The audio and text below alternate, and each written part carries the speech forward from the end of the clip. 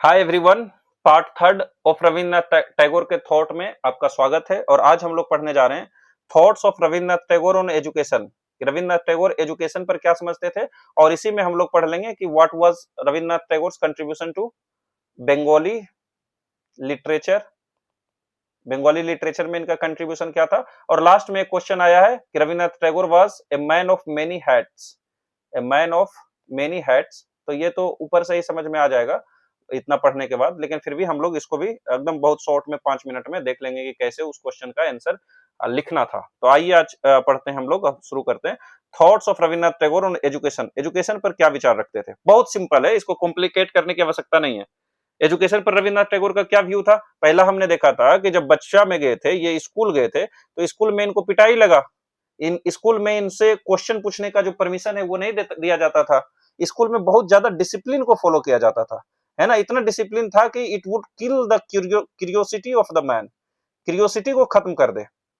School में पेड़ पौधे के साथ नहीं पढ़ाया जाता था, एकदम बंद चार दीवारी में पढ़ाया जाता था। इसलिए इनको लगता था कि these schools are nothing but factories producing robots. मतलब एक एग्जांपल के तौर पर शायद ये बोले हो या ना बोले हो, पर उसी तरीके का स्कूल था। उस समय शायद रोबोट वोबोट का उतनी परिकल्पना ना हो, पर आगे देखेंगे कि क्या बोलते हैं एग्जैक्ट टर्म में। पर उस तरीके का इनका सोच था कि schools are nothing but they are producing, they are like factories, है ना, जो पूरी तरह से इंट्यूशन को खत्म कर दिया है, पूरी तरह से क्यूरियोसिटी को खत्म कर दिया है।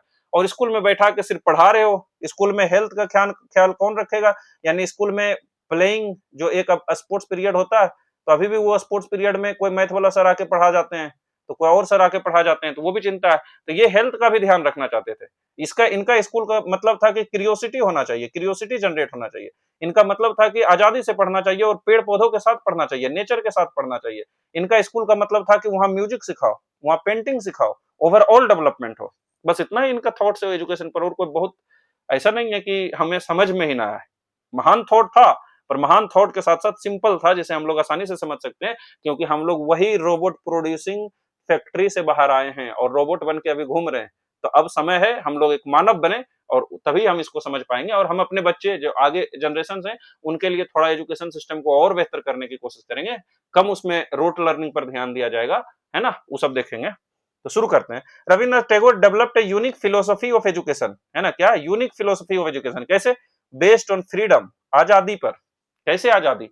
स्कूल में जा रहे हो तो तुमको नाचना भी सिखाया जाएगा, गाना भी सिखाया जाएगा। चढ़ो पेड़ पौधे के सामने पढ़ते हैं। अगर आपको पढ़ाया जा रहा है कि रूट क्या है, स्टेम क्या है, तो पेड़ पौधा के पास जाके दिखाया जाएगा, this is stem, this is flower, this is fruit, this is bird, this is roots, है ना। क्रिएटिविटी पर फोकस था, ह्यूमन वैल्यूज पर फोकस था। आगे और समझ में आएगा ये तो। He opposed the colonial system for rote learning, जो colonial schools था rote learning था, और believed that education should be natural, education natural होना चाहिए, joyful होना चाहिए, और connected with life होना चाहिए। Tagore believed that education is a process, meaning, और मीनिंग क्या था कि एजुकेशन एक प्रोसेस है सेल्फ रियलाइजेशन का। आपको पता होना चाहिए कि टैगोर हो, गांधी हो, ये सब क्या थे, स्पिरिचुअल पर्सन भी थे। तो स्पिरिचुअल पर्सन का सबसे मेन फोकस क्या रहता है, हमारा आत्मा क्या है, हमारा परमात्मा क्या है, सेल्फ रियलाइजेशन, हम हैं क्या, हम किस लिए इस पृथ्वी पर घूम रहे हैं, है ना। तो इन लोगों का उस पर भी फोकस रहता है। तो Tagore believe that education is a process of self realization, education process है सेल्फ रियलाइजेशन का, and harmonious development of body mind and spirit. तीनों में हार्मनी होना चाहिए, जैसा बॉडी, माइंड और स्पिरिट। स्पिरिट हमारा आत्मा कह रहा है कि डांस करे, लेकिन बॉडी में वो काबिलियत नहीं है डांस करने का, है ना, फूल के बैठ गए हैं, तो वो दिक्कत हो सकती है। इसलिए there should be a harmony, है ना। एक एग्जांपल के तौर पर समझिएगा इसको, निगेटिव नहीं। तो ये harmonious harmonious development of body mind and spirit होना चाहिए, है ना। आगे ये सब और समझ में आएगा जब हम इनका की फीचर्स पढ़ेंगे ना, तो फिर इसको आप एक बार रिपीट कीजिएगा पढ़ने के लिए, तो आपको आसानी से समझ में आ जाएगा। He emphasized that true education should help a person understand one self. True education क्या करना चाहिए, हम खुद को समझ सके, वन सेल्फ, सोसाइटी को समझ सके, हम अपने आसपास के जो सोसाइटी है उसको समझ सके, नेचर को समझ सके, एंड द वाइडर वर्ल्ड। वो एजुकेशन काम की एजुकेशन है। तो आप अपने बच्चों को, अगर आपको कभी टीचर बनने का मौका मिलता है, तो आप क्या समझाना शुरू कोशिश कीजिएगा। हम आपको ये सब चीजें नहीं समझा सकते हैं, क्योंकि, है ना, स्कूल लाइफ वाला बात है नहीं। लेकिन अगर स्कूल के लोगों को कुछ सिखाने की बात हो, हमारे घर में जो छोटे छोटे बच्चे हैं उनको कुछ बताने की बात हो, तो ये हम लोग बताएंगे कि एजुकेशन में हम खुद को समझे, to understand one self, society को समझे, नेचर को समझे और वाइडर वर्ल्ड को समझे, है ना। इसलिए हमारा भी सिलेबस कुछ इसी तरह रहता है। वन सेल्फ को समझने के लिए बायोलॉजी रखा जाता है, सोसाइटी को समझने के लिए सोशियोलॉजी रखा जाता है, नेचर को समझने के लिए भी बायोलॉजी है, जियोलॉजी है, एक्सेट्रा है ना, अर्थक्वेक वगैरह। वो लोग हम लोग जियोमॉर्फोलॉजी एक्सेट्रा पढ़ते हैं, क्लाइमेटोलॉजी एक्सेट्रा, एल नीनो, ला नीना, मॉनसून एक्सेट्रा। और वाइडर वर्ल्ड को समझने के लिए इंटरनेशनल रिलेशंस एक्सेट्रा पढ़ते हैं। तो कुछ हद तक है, लेकिन बस उसका जो फॉर्म है उसको हमें बदलना चाहिए, जो इंटरेस्टिंग रूप में विदाउट रोट लर्निंग, वो सब अभी भी मिसिंग है। की फीचर्स क्या था एजुकेशन आइडिया का, ये की फीचर समझिए तो ऊपर वाला अपने आप समझ में आ जाएगा, अगर नहीं भी समझ में आया। ऐसे बहुत सिंपल था कि ये फ्रीडम पर बेस्ड था, जॉय लर्निंग पर बेस्ड था, है ना, नेचर में पढ़ाना चाहिए, रोट लर्निंग पर नहीं फोकस करना चाहिए, है ना, एक ऐसा एजुकेशन हो जिसमें वन सेल्फ को समझे, सोसाइटी को समझे, नेचर को समझे, वाइडर वर्ल्ड को समझे। ऐसा एजुकेशन होना चाहिए which can bring self realization and harmony between body, mind and spirit. तो ये सब देखे, आगे देखते हैं की फीचर्स क्या है। पहला, लर्निंग इन नेचर। इनका मानना था कि जंगल में जाके पढ़ो, मतलब जंगल नहीं, एग्जाम्पल के रूप में पार्क में जाके पढ़ो। कि Tagore emphasised education in close contact with nature, है ना, नेचर के साथ क्लोज कॉन्टेक्ट में पढ़ना चाहिए। ही believed that nature promotes creativity, nature creativity, curiosity और इमोशनल डेवलपमेंट को प्रमोट करती है, इसलिए नेचर से मिल के पढ़ो। आप पढ़ते रहो, पंछी चहचहाते रहेगी, पेड़ से, पेड़ के फूल से, है ना, खुशबू आते रहेगी, तो आपके अंदर क्यूरियोसिटी, क्रिएटिविटी और एक इमोशनल डेवलपमेंट होगा। और इसलिए ऐसा आज शायद देखते हैं कि बहुत पार्क में जोड़ा में बैठ बैठ के लोग, है ना, कुछ ज्यादा ही पार्क में अध्ययन शुरू हो गया, शायद वो लोग रविन्द्रनाथ टैगोर को ज्यादा पढ़ के समझ लिए, इसलिए नेचर में भी पढ़ रहे हैं। ऐसा नहीं है कि नहीं पढ़ रहे हैं, है ना, पटना का पार्क में भी देखे बहुत जगह पढ़ रहा है लोग। तो टैगोर जो है ये एम्फेसाइज क्या किए, education in close contact with nature. दूसरा है होलिस्टिक डेवलपमेंट, कि education should develop all aspects of personality, चाहे फिजिकल हो, इंटेलेक्चुअल हो, इमोशनल हो, स्पिरिचुअल हो, ऑल एस्पेक्ट्स। तो he gave equal importance to arts, literature and physical activity, क्योंकि इनका मानना था कि एक ऐसा एजुकेशन होना चाहिए जिसमें ओवरऑल, है ना, ऑल एस्पेक्ट्स ऑफ पर्सनालिटी का डेवलपमेंट होना चाहिए। तो की फीचर्स में पहला क्या देखे, नेचर लर्निंग, है ना, लर्निंग इन नेचर। दूसरा, होलिस्टिक डेवलपमेंट, कि एक ऐसा एजुकेशन जो सिर्फ किताबों को ना पढ़ाए, बल्कि उसमें फिजिकल डेवलपमेंट हो, इंटेलेक्चुअल डेवलपमेंट हो, इमोशनल डेवलपमेंट हो और स्पिरिचुअल डेवलपमेंट भी हो। अगला है फ्रीडम इन लर्निंग, लर्निंग में फ्रीडम होना चाहिए। Tagore opposed strict discipline and wrote memorisation, strict discipline और रोट मेमोराइजेशन नहीं रहना चाहिए, रट्टू पर नहीं रहना चाहिए। ही believe that student should learn freely without fear which encourages creativity, बिना फियर का लर्न कर सके। इसके क्षेत्र में हम लोग कह सकते हैं थोड़ा बहुत जो नेशनल एजुकेशन पॉलिसी है, इसमें अब लाया गया है कि आप अपने इच्छा के हिसाब से कोई भी सब्जेक्ट चुन सकते हैं, तो फ्रीडम कुछ लर्निंग में होगा, लेकिन अभी भी रोट लर्निंग पर फोकस है ना। जैसे हमारा ही एग्जाम है तो क्या है, पंचशील प्रिंसिपल याद करना है, तो पांचों आप रट के जाइए, वहां लिख दीजिए। आपको सस्टेनेबल डेवलपमेंट गोल 17 याद रखना है, आप रट के जाइए, वहां लिख दीजिए। आर्टिकल्स याद रखना है, रट के जाइए, लिख दीजिए। बट अगर क्वेश्चंस आता है more on the basis of understanding, conceptual questions आते हैं, तो वो ज्यादा बेहतर होंगे। तो यहाँ भी है फ्रीडम इन लर्निंग। अगला है क्रिएटिविटी एंड आर्टिस्टिक अप्रोच, है ना, म्यूजिक को इंक्लूड करना चाहिए, डांस, ड्रामा और लिटरेचर को एजुकेशन में इंक्लूड करना चाहिए। This help in developing imagination and expression, imagination और एक्सप्रेशन को डेवलप करता है। जैसे music is what, music is expression, dance is expression, हम आपके लिए कुछ गाना गाते हैं, है ना, तो वो क्या है, वो एक एक्सप्रेशन है।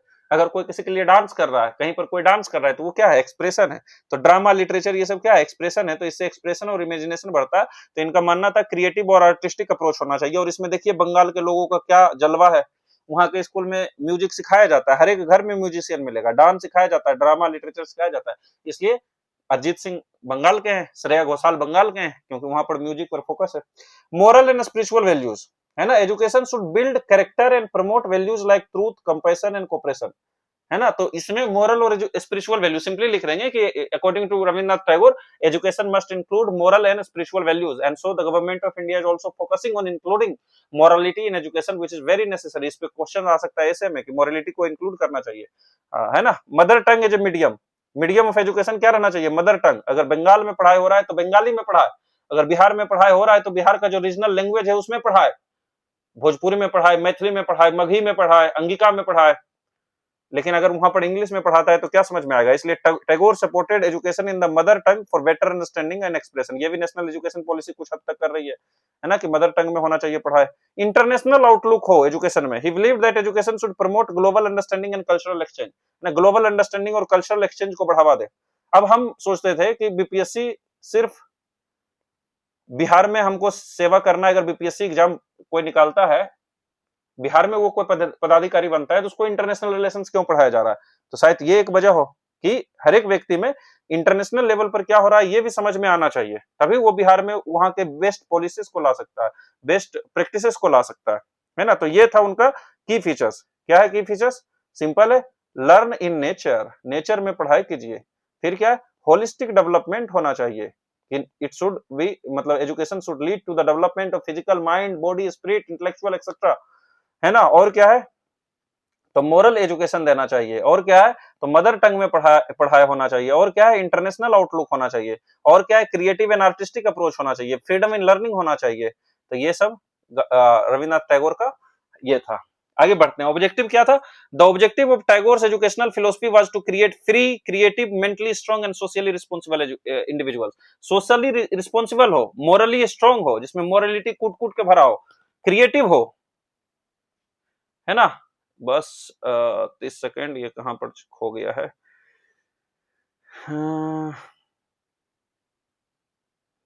तो कैसा होना चाहिए? रविन्द्रनाथ टैगोर का जो ऑब्जेक्टिव था एजुकेशन प्राप्त करने का, कि एजुकेशन देना चाहिए, उससे क्या होगा? ताकि हम एक ऐसे इंडिविजुअल्स को क्रिएट करें, हमारा जो सिटीजन्स हैं वो फ्री हो, क्रिएटिव हो, मेंटली स्ट्रांग हो और सोशली रिस्पॉन्सिबल इंडिविजुअल्स बन सके। कंक्लूजन में क्या लिख सकते हैं? Tagore's idea of education was holistic, humanistic, practical.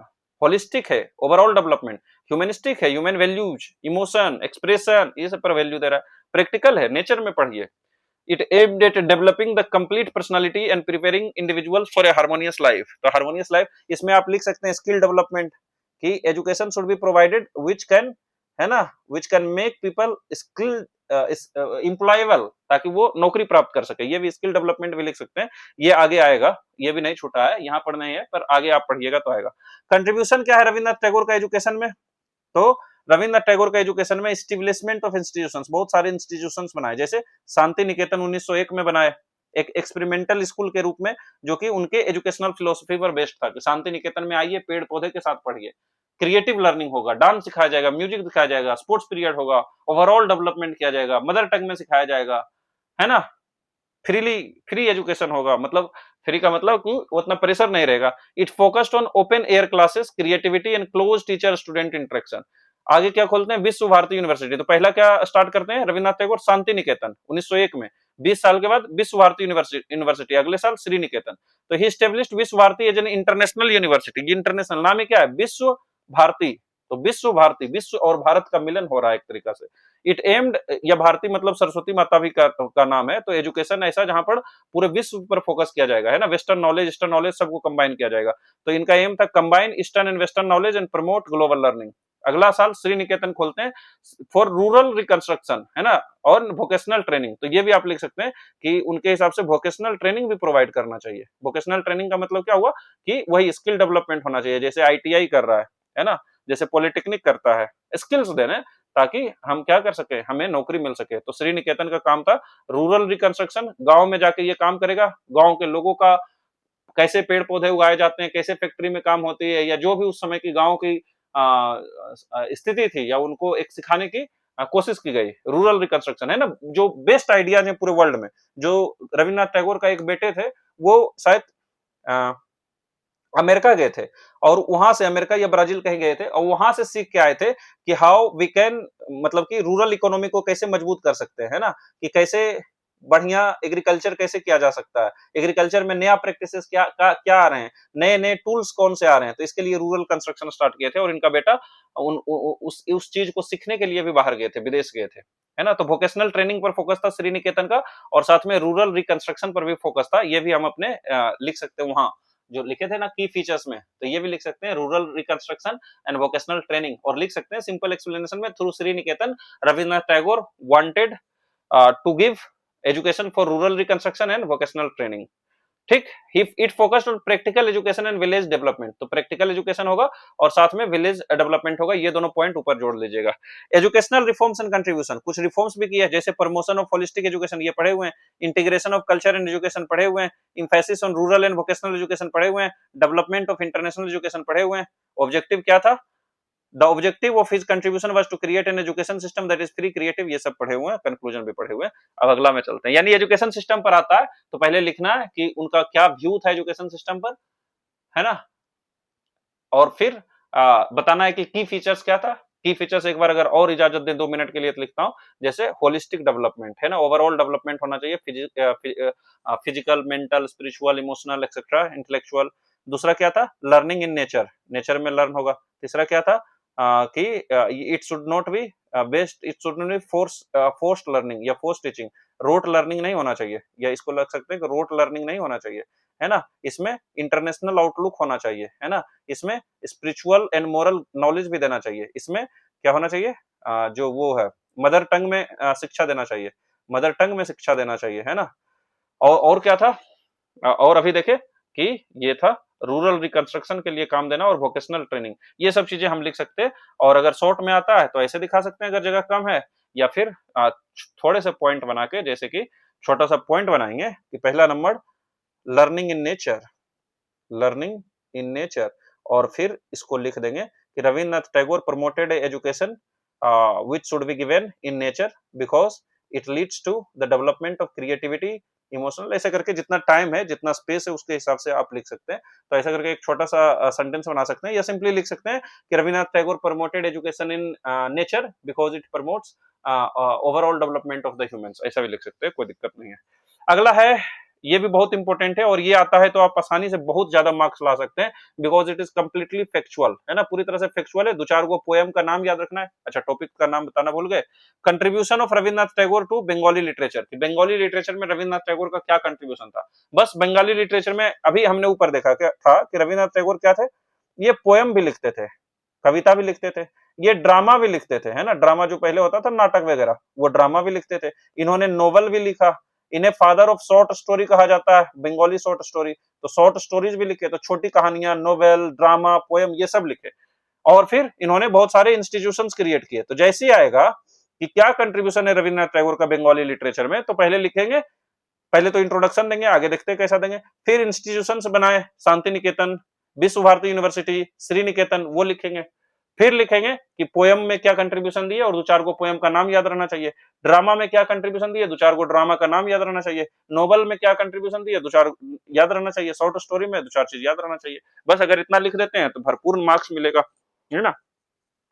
और जो एजुकेशन वाला था, उसमें हमने ऊपर में देख लिए थे ना, थी वाला शायद, जो कोट्स है रविन्द्रनाथ टैगोर का, या नहीं देखे थे तो देखिए यहाँ एजुकेशन वाला quotes, the highest education is that which does not merely give us information but makes our life in harmony with all existence, है ना, ये वाला पढ़े थे।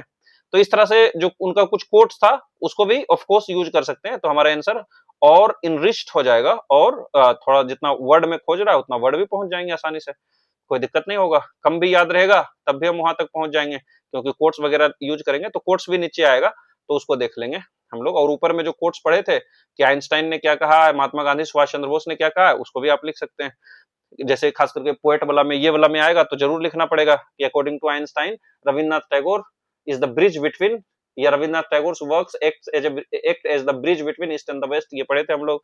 महात्मा गांधी ने कहा है कि he regard Rabindranath Tagore is the greatest poet of modern India. Subhash Chandra Bose ने कहा है कि Rabindranath Tagore was not just a poet, he was the voice of the soul of India। यहां से शुरू कर सकते हैं। तो आइए इंट्रोडक्शन देखते हैं। अगर आप या तो आप कोट से इंट्रोड्यूस कर दें, कोट लिखें, और फिर ये वाला लिख सकते हैं इंट्रोडक्शन वाला, और फिर की फीचर्स लिखेंगे, है ना, या की कंट्रीब्यूशन जो था। तो Rabindranath Tagore is regarded as one of the greatest figures in Bengali literature. तो बंगाली लिटरेचर में सबसे महान कौन है, रविन्द्रनाथ टैगोर है ना। जैसी बंगाली लिटरेचर आया, ही is the greatest figure in the Bengali literature. और बार बार इस पे सर्वे वगैरह भी किया गया है कि 21st या 20th सेंचुरी का सबसे महानतम व्यक्ति कौन थे, तो रविन्द्रनाथ टैगोर भी कई बार आते हैं। बंगाल में तो सबसे फेमस, सबसे प्रसिद्ध, the greatest of all Rabindranath Tagore, या रविन्द्रनाथ ठाकुर, या गुरुदेव। तो Rabindranath Tagore is regarded as one of the greatest figures in Bengali literature. He transformed Bengali literature in terms of language, language के क्षेत्र में पूरी तरह से ट्रांसफॉर्म कर दिए, क्योंकि उसमें जो गांव की भाषा है उसको भी इंक्लूड किए।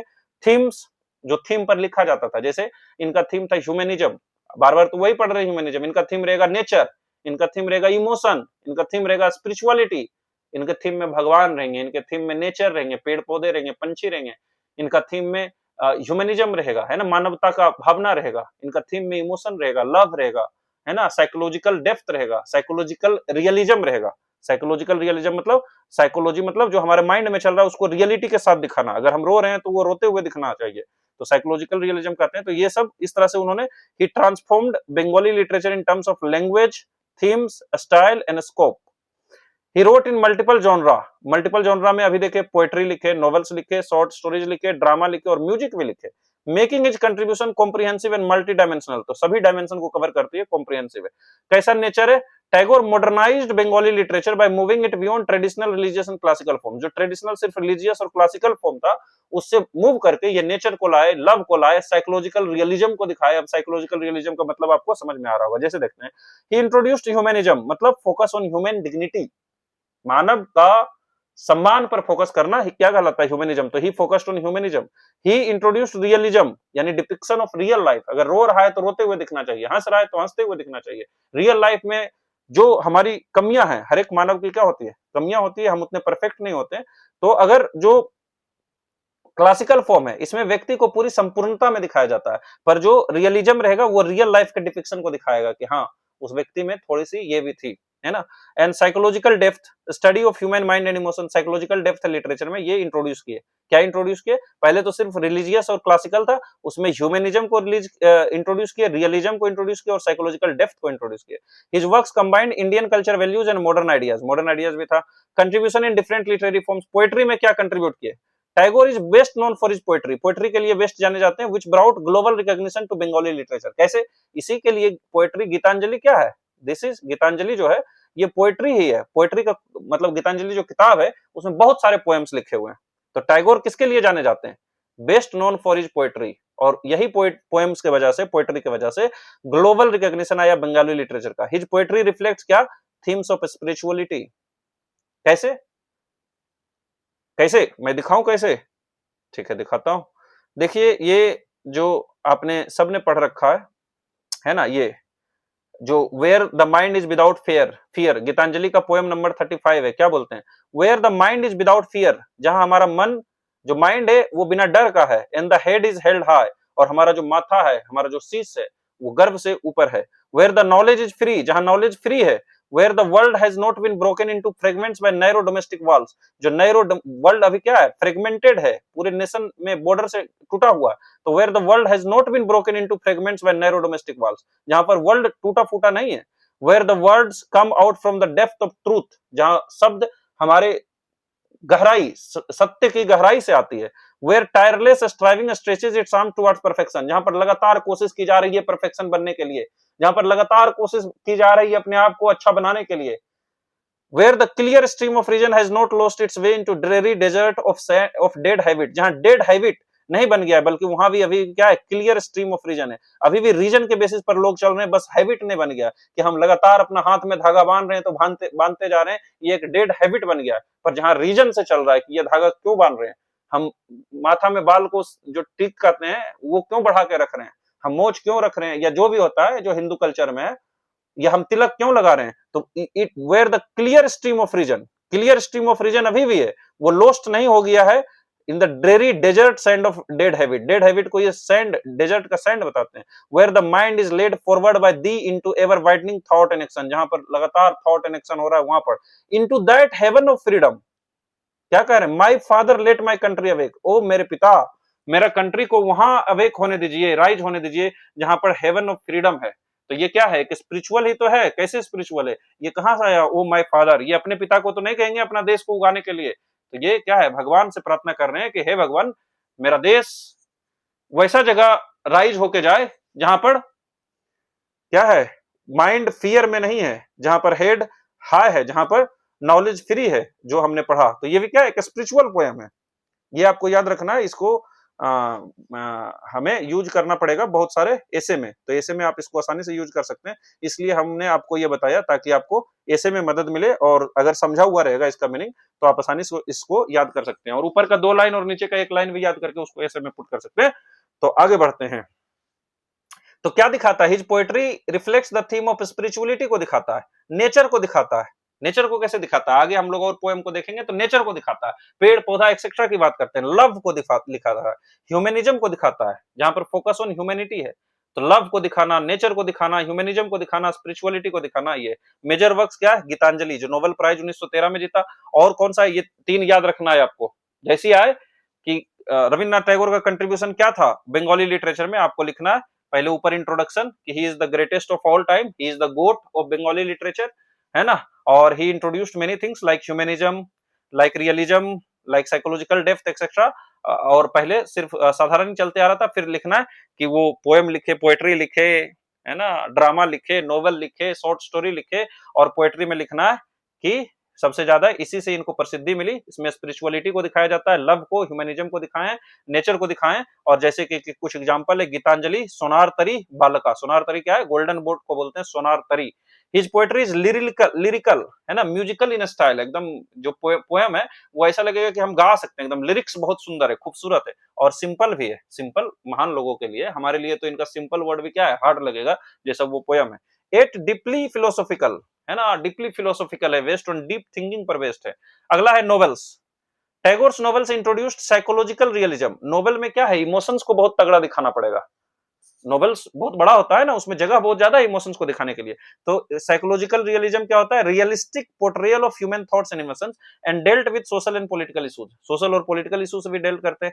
ही critically examined themes like nationalism, identity, caste, gender. तो आइडेंटिटी के खिलाफ, नेशनलिज्म के खिलाफ, जेंडर के खिलाफ, कास्ट के खिलाफ बात किए हैं। जैसे इनका जो नोवेल है गोरा, ये नेशनलिज्म और कास्ट आइडेंटिटी के पर ये है। गोरा, गोरा मतलब हुआ ना, गोरा लड़का को है तो उस पर राष्ट्रवाद या जो कास्ट आइडेंटिटी है उस पर फोकस होगा, गोरा। तो ये नोवेल है गोरा। अगर आप ये ब्रैकेट में ये भी लिख देते हैं कि इट इज बेस्ड ऑन, ये deals with nationalism and cast identity, तो बहुत अच्छा मार्क्स मिलेगा। अगला है घरे बैरे, क्रिटिक ऑफ एक्सट्रीम नेशनलिज्म का क्रिटिक है। चोखेर बली, इस पे शायद ऐश्वर्या राय का मूवी भी आया है, आप देख सकते हैं जाके एग्जाम के बाद। तो चोखेर बली जो है ये फोकस करता है वुमेन्स का इमोशंस एंड सोशल कॉन्स्टेंट्स, कि समाज में कितना प्रतिबंध है और जो महिला है ना, उनका क्या इमोशंस है, उनका क्या दर्द है इस सामाजिक बंधन में।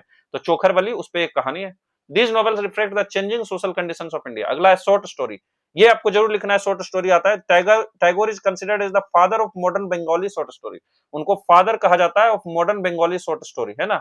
ही wrote about everyday life. Short story में everyday life, poverty, human emotions and social injustice. जैसे नाम याद रखना है, काबुली वाला। हमने सबने पढ़ा है कि काबुली वाला आता है यहाँ बेचने के लिए ड्राई फ्रूट्स, और एक बच्ची दिखती है, उसको किसी कारण बस जेल हो जाता है, फिर आता है तो देखता है वो बच्ची बड़ी हो गई, तब उसको याद आता है कि हमारी भी बेटी अब इतनी बड़ी हो गई होगी। इस तरह से कुछ है, ह्यूमन रिलेशनशिप और इमोशंस को दिखाता है काबुली वाला में। पोस्ट मास्टर है जिसमें लोनलीनेस और आइसोलेशन को दिखाता है। तोता कहनी है, critic of rigid education system की, तोता जैसा रट लेता है, तोता कहनी। भिखारिनी है, हिज फर्स्ट शॉर्ट स्टोरी भिखारिनी था। गल्पा गुच्छा है जो कलेक्शन, इसमें बहुत सारे शॉर्ट स्टोरी हैं, तो Galpa Guchchha collection of short stories हैं। His stories are simple but emotionally powerful. आप याद कीजिए काबुली वाला कितना इमोशनली पावरफुल है। अगला है drama. He brought innovation in Bengali drama. Bengali drama में इनोवेशंस लाए। ड्रामा मतलब जो नाटक उटक होता है ना, फिल्म उलिम बनता है, जैसे शेक्सपियर का जो वो वाला है जिलियस सीजर, है ना। ड्रामा दो आदमी उस तरह से बात कर रहा है, नोवेल में एक ही आदमी बताता है कहानी। ड्रामा में क्या होता है, आप एक लाइन बोले, उधर से फिर वो लाइन बोला। तो Bengali drama by introducing realism, इसमें भी रियलिज्म लाए। Symbolism, use of symbols to express deeper meaning, symbols का यूज किया गया, सिंबलिज्म है। जैसे कुछ एग्जांपल है, डाकघर, रक्त करीबी, चित्रांगदा। चित्रांगदा दिखाता है वुमेन एम्पावरमेंट एंड आइडेंटिटी। तो चित्रांगदा सिंह, क्या नाम था हीरोइन का, उससे आप याद रख सकते हैं कि चित्रांगदा। इनका जो ड्रामा है, डाकघर है, रक्त करीबी है और चित्रांगदा है ना। रक्त करीबी, रक्त इसमें आ रहा है इसलिए याद रख सकते हैं। ये क्रिटिक है इंडस्ट्रियल एक्सप्लॉयटेशन का, रक्त। चित्रांगदा से याद रख सकते हैं कि महिला है तो वुमेन एम्पावरमेंट और आइडेंटिटी की बात करता है। डाकघर, freedom and meaning of life. अगला है म्यूजिक। बताइए ये आदमी क्या नहीं किए। अभी तो देखे कि भाई ठीक है शॉर्ट स्टोरी लिख दिए, चलो एक आगो लिख दिए तो हो गया काम कहानी। अगला ये देखे कि पोएम्स भी बहुत सारा लिखे हुए हैं, नोवेल्स भी बहुत सारा लिखे हुए हैं, ड्रामा भी बहुत सारा लिखे हुए हैं, अब ये म्यूजिक भी लिख रहे हैं। और जब 70 साल हो गया तो लगा कि इनको पेंटिंग में इंटरेस्ट जगा, तो पेंटर भी बन गए। बताओ ये क्या आदमी थे। भगवान भी किसी किसी को खूब, है ना, भेजते हैं तो एकदम मन से भेजते हैं कि जाओ, जिस चीज को छू देगा सोना बन जाएगा। तो म्यूजिक, इनके म्यूजिक को क्या कहा जाता है, रविंद्र संगीत कहा जाता है। टैगोर कंपोज्ड ओवर 2000 सॉन्ग्स, 2000 से ऊपर सॉन्ग्स को लिखे हैं जिसको रविंद्र संगीत कहते हैं। एग्जैक्ट 2232 सॉन्ग्स लिखे हैं। तो एग्जैक्ट याद रखने की आवश्यकता नहीं है, आप 2232 भी लिखते हैं तो उतना ही मार्क्स मिलता है, अबव 2000 सॉन्ग्स लिखते हैं तब भी आपको उतना ही मार्क्स मिलता है। पर याद अगर करना हो तो 2232 सॉन्ग्स टू बी एग्जैक्ट इन्होंने बंगाली में लिखा है, जिसे रविंद्र संगीत कहते हैं। हालांकि म्यूजिक का तो कोई लैंग्वेज नहीं होता है, वो तो पे पे वैसा वाला म्यूजिक है ना, तो रविंद्र संगीत कहते हैं। His songs are based on themes of patriotism, है ना, इनका जो सॉन्ग्स है, सॉन्ग जो है, सॉन्ग्स है ना, जो गाना है, म्यूजिक नहीं, जो गाना है, म्यूजिक में लिरिक्स होता है और म्यूजिक होता है, तब सॉन्ग बनता है। तो his songs are based on themes of patriotism, जिसमें लव ऑफ नेशन दिखाया गया है, डिवोशन, लव और नेचर, जैसे जन गण मन अधिनायक जय है, नेशनल एंथम ऑफ इंडिया इन्होंने लिखा है, गाया है। Amar Sonar Bangla, national anthem of Bangladesh. Ekla Cholo रे, सेल्फ रिलायंस एंड करेज पर बात है, एकला चलो रे, कि अगर कोई ने आपको सुनता है तो आप अकेले चल दो, है ना, तो एकला चलो रे। तो ये है थीम्स इन टैगोर्स लिटरेचर में। क्या थीम था? ह्यूमनिज्म था, नेचर था, सोशल रिफॉर्म था, पूरा लिटरेचर मतलब पोयम हो, ये हो, आप ये सब कुछ वर्ड याद कर लीजिए, आप किसी में भी लिख दीजिएगा, कोई फर्क नहीं पड़ता, पोयम में भी लिख सकते हैं, humanism, nature, social reform, nationalism and internationalism, drama, सब में ये सब लिख सकते हैं। सिग्निफिकेंस क्या है इनके कंट्रीब्यूशन का? Tagore gave Bengali literature a modern and global identity, modern और ग्लोबल आइडेंटिटी देते हैं। He showed that Indian literature is equal to western literature, इन्होंने अपने कलम की ताकत से ये प्रूव कर दिया कि हम भारतीय भी वेस्टर्न लिटरेचर से कम नहीं है, कि हमारी जो कला है लिखने की वो किसी विदेशी की कला से कम नहीं है। क्योंकि, है ना, हम लोग बहुत सारा ऐसा स्टेटमेंट सुनते हैं, जैसा कि जो मोकले था उन्होंने कहा था कि India's whole knowledge can be found in one book kept या in one shelf kept in a library of Europe, Europe का कोई एक लाइब्रेरी का एक सेल्फ से उठा लीजिए किताब, उतना ही नॉलेज मिलेगा जो भारत की पूरी सिविलाइजेशन की नॉलेज है। उसको नहीं पता था कि यहाँ की एक गीता लेके जाओ तो पूरा यूरोप बिक जाएगा, फिर भी उसकी बराबरी नहीं कर पाएगा। उसको नहीं पता था कि उपनिषद का एक पन्ना लेके जाओ, यूरोप का पूरा, ब्रिटेन का पूरा किताब खाली हो जाएगा, फिर भी कोई कंट्रीब्यूशन, कोई इक्वालिटी नहीं है, नथिंग इज देयर। लेकिन फिर भी ऐसा बोला तो रविन्द्रनाथ टैगोर उसको उसी का जवाब दे दिए, उसी के भाषा में जवाब दे दिए, इंग्लिश में जवाब दे दिए, बंगाली में जवाब दे दिए और मॉडर्न सेंस में जवाब दिए, क्योंकि वो सब पुरानी किताबें उसको समझ में आएगा नहीं, स्पिरिचुअलिटी की बातें इन कुछ पापियों को समझ में आएगा नहीं। तो वही बात है। तो जो टैगोर हैं ये बंगाली लिटरेचर को एक मॉडर्न और ग्लोबल आइडेंटिटी दिए और शो किए कि जो हमारे लिटरेचर है वो वेस्टर्न लिटरेचर के समान है। खास करके नोबेल प्राइज जो गीतांजलि के लिए मिला, he influenced many writers and enriched Indian culture. Conclusion में लिख सकते हैं Tagore's contribution to Bengali literature is vast and transformative. और ऐसा करके एक क्वेश्चन आया था, Rabindranath Tagore is a man of many hats, तो आप में यही लिखना है कि ही वाज एन एजुकेशनिस्ट, और दिखाना है कि एजुकेशनिस्ट में एजुकेशनिस्ट होने के नाते इन्होंने 3 इंस्टीट्यूशंस खोले। फिर आपको दिखाना है कि ये पोएट भी थे, पोएट का कुछ पोएम का नाम लिख लीजिए। फिर दिखाना है कि ये शॉर्ट स्टोरी के पितामह कहलाते हैं, नाम याद कर लीजिए। ये ड्रामेटिस्ट भी थे, ड्रामा भी लिखते थे, नाम याद कर लीजिए। नोवेलिस्ट भी थे, नोवेल भी लिखते थे। ये पेंटर भी थे, 70 साल के हुए तो पेंटिंग करने का शौक चढ़ा तो पेंटिंग करने लगे, है ना, तो पेंटर भी थे। ये म्यूजिशियन भी थे, ये फिलोसोफर भी थे, नेशनलिज्म इंटरनेशनलिज्म पर बात करते हैं। ये आइडियलिस्ट थे एकदम, मतलब कि इनका जो आइडिया है वो थोड़ा सा आइडियलिस्ट है। तो मेजर रोल्स क्या है? पोएट एंड राइटर है, फिलोसोफर एंड थिंकर हैं, एजुकेशनिस्ट हैं, म्यूजिशियन हैं, सोशल रिफॉर्मर भी हैं। खास करके जो श्री निकेतन के थ्रू या जिसमें women's upliftment, caste discrimination, social harmony सब के लिए काम किए, इसलिए ये एक सोशल रिफॉर्मर भी हैं। आर्टिस्ट और पेंटर भी हैं, कल्चरल एम्बेसडर भी हैं। तो इस तरह से हम लोग लिख सकते हैं। और ये तो हमने पढ़ ही दिया था, where the mind is without fear, where the mind is without fear and the head is held high, where knowledge is free, where the world has not been broken up into fragments by narrow domestic walls, where words come out from depth of truth, where tireless striving is stretching its arm towards perfection, where the clear stream of reason has not lost its way into the dreary desert sand of dead habit, where the mind is led forward by thee into ever widening thought and action, into that heaven of freedom my father let my country awake। ये ऐसे का आप खास करके last में या शुरू में लिख सकते हैं, जब आप बताना चाहते हैं कि हमारा देश कैसा हो, तब वहां पर उस तरह के इसमें। फिर देखिए इनका सॉन्ग एक है एकला चलो रे, जिसमें कहते हैं जोड़ी तोर डाक सुने क्यों ना से तो वे एकला चलो रे। हमको गाने नहीं आता है, बहुत गंदा गाते हैं, आवाज भी बहुत गंदा है, लेकिन इसको प्रैक्टिस कर सकते हैं। तो ये इसका मीनिंग है कि if no one responds to your call, अब कोई रिस्पॉन्ड नहीं करता आपके कॉल को, then go your own way alone, तो आप अकेले चलिए। इंपॉर्टेंट पोएटिक लाइन से जैसे I slept and dreamed that life was joy, मैं सोया और सोचा, सपना में सोच देखा कि लाइफ जॉय है, जिंदगी जॉय है, खुशी है। I awoke and saw that life was service, जब मैं जागा तो मुझे पता चला, जागने का मतलब ये सोए हुए नहीं है, मतलब जब हम लोग जवानी के रंगों में खोए हुए रहते हैं, जब हम, है ना, बचपना की हंसी में या बचपना के स्वप्न में सोए हुए रहते हैं, तब उस स्वप्न की बात कर रहे हैं कि जब हम जागे हुए नहीं रहते हैं, जागृत अवस्था में नहीं रहते हैं, जब हम अपने अंतरात्मा को झांक कर देखे हुए नहीं रहते हैं, तब हम आई slept and dreamed the life of Joy, तब हम सोचते हैं कि जिंदगी जॉय है। जब अवोक करते हैं तो देखते हैं लाइफ वाज सर्विस, और जब एक्ट करते हैं तो फिर पता चलता है सर्विस ही जॉय है। यानी कि आपने पहले क्या सोचा कि लाइफ जो है जॉय है, जब आप जागे तो क्या देखे कि नहीं, लाइफ तो सर्विस है, लाइफ तो सेवा का नाम है। और जब आप काम करना शुरू किए तब आपको पता चला सर्विस ही जॉय है। यानी कि लाइफ तो जॉय है लेकिन it is through the service. जब आप किसी का सेवा करते हैं, जब आप किसी का मदद करते हैं, तो आपको एक अंतरिम खुशी मिलती है। और कुछ कोट्स है, जैसे ये वाला आपको याद रखना है कि the highest education is that which does not merely give us information but makes our life in harmony with all existence, है ना। ये एजुकेशन वाला हम लिखना है। एक हमको अच्छा लगा ये वाला इनका जो कोट है, क्या कोट है कि love is an endless mystery, love एक मिस्ट्री के समान है, एंडलेस मिस्ट्री है, because there is no reasonable cause that could explain it, क्योंकि कोई काउज नहीं है कि क्यों प्यार हो गया, है ना। तो हम प्यार को अपने भाषा में, अपने शब्दों में, लव लेटर के थ्रू, सॉन्ग के थ्रू, म्यूजिक के थ्रू एक्सप्लेन करने की कोशिश करते हैं।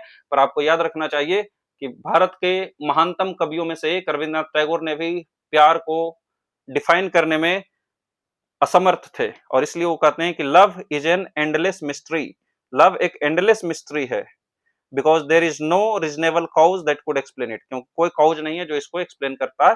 तो इस तरह से हमने रविन्द्रनाथ टैगोर को पढ़ लिया है। आप कमेंट सेक्शन में जरूर बताइएगा आपको अच्छा लगा, खराब लगा, या आप किसी और भी सब्जेक्ट पर वीडियो बनवाना चाहते हैं हमसे, हमारा पढ़ाया हुआ चीज आपको अच्छी लगती है तो आप जरूर अपना सुझाव भेजें, हम उस पर जरूर काम करेंगे। Thank you very much, take care, love you all.